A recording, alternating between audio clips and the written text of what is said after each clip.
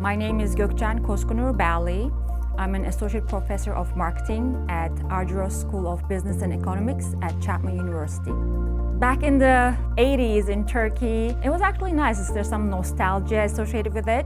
I went to a private college, so started learning English at a pretty young age. And I did my PhD, my minor was in sociology. So indeed, my research focuses on more sociology of consumption. So one of the topics I am currently starting to explore is how consumers deal with hyperinflation. And Turkey is going through that right now. In the US, we are seeing another version of it. When consumers' real incomes are not rising necessarily at the speed of the prices. For example, how are consumers coping with that? What kind of new behaviors, new evaluations, new consumer practices are emerging? One of my most recent projects that was published during the pandemic as the lead article in Journal of Consumer Research looked at the historical shaping of consumer identities in the context of neoliberal US.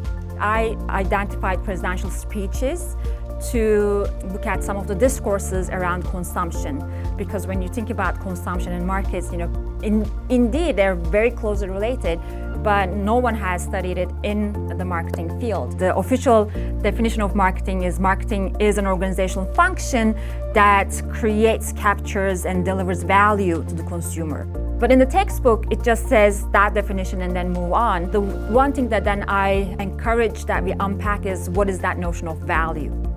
Most brands, they cannot just stay silent. The consumers, the younger consumers, want them to take a stand and know where their political ideology and where they stand. I think in terms of that, they're more demanding from the brands.